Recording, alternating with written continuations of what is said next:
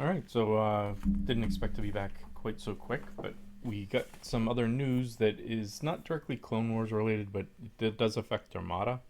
So Fantasy Flight put up an article, as well as Atomic Mass Games um, put up basically the same article. Um, I've got it here, and basically this says that Asmodee, which is the parent company of both studios, is moving its Star Wars miniature games from Fantasy Flight Games to Atomic Mass games. What does that mean? It's kind of hard to tell at the moment. Um, so Atomic Mass Games makes Marvel Crisis Protocol, which is a very popular game. I personally haven't played it, so I can't really speak to that. But it's a popular game. You know, people like it. So, I mean, that's good. They make good miniatures. That's all good.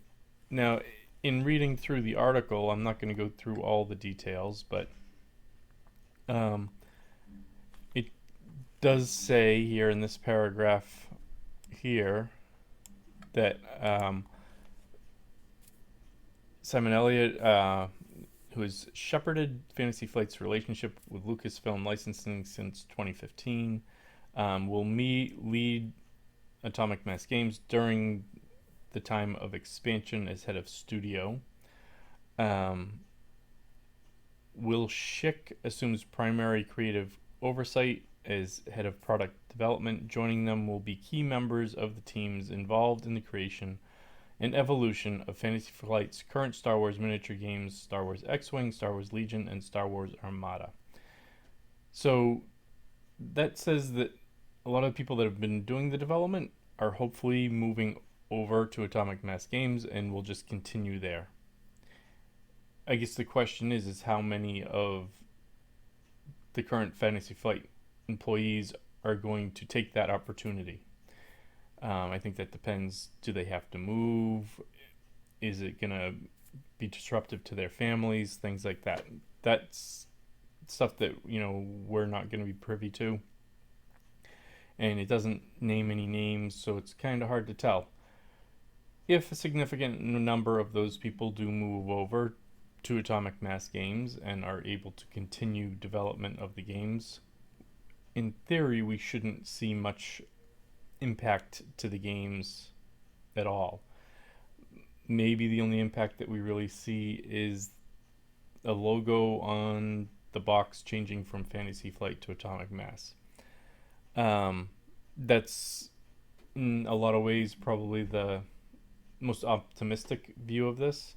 Um, if none of those people move and people are trying to pick up these games, it's a little concerning. Are they going to understand what makes the games great? What maybe some of their weaknesses are? Maybe they can fix some of those weaknesses. That could be good. Um, are they going to move too fast on things? Throw the power. Is there going to be power creep? Are they going to do anything to damage what we consider to be great games as they are? No game is perfect, but it is something to be concerned about. Now, I've heard very mixed feelings. Like I said, I'm not really familiar with Atomic Mass Games. I have some friends that think this is going to be a great thing. Um, their thing is miniatures games, so they're going to be able to really hone in on um, what's going to make these games great. That they're not doing many other things all at the same time.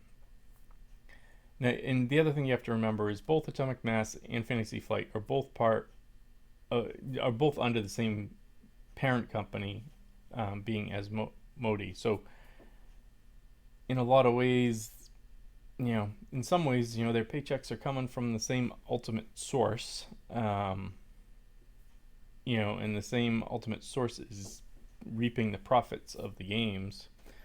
I can't really say what this means for Fantasy Flight as part of Asmodee. I mean, they have stuff left, nothing that I play. I don't know how popular those games are.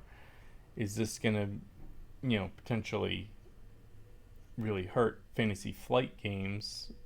It's possible. I just don't know what their breakdown of revenue is. I don't know, how much these other games make compared to the Star Wars games.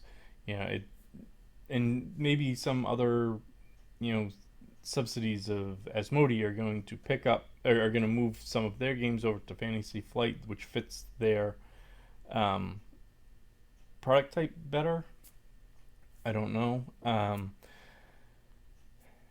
In the short term, I don't think we have anything to worry about. We know Clone Wars is coming. Um, I assume the next wave after this one is already probably being printed and shipped. It's probably been shipped at this point, from China to here if it's not already, um, you know, in distribution centers already being, prepped for shipment sometime, mid late December.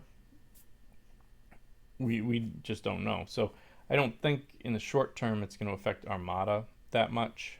Um, in the longer term, we're talking 6 months out, we'll have to just wait and see, how it happens. I assume that we're going to have to be getting our news from Atomic Mass as opposed to Fantasy Flight.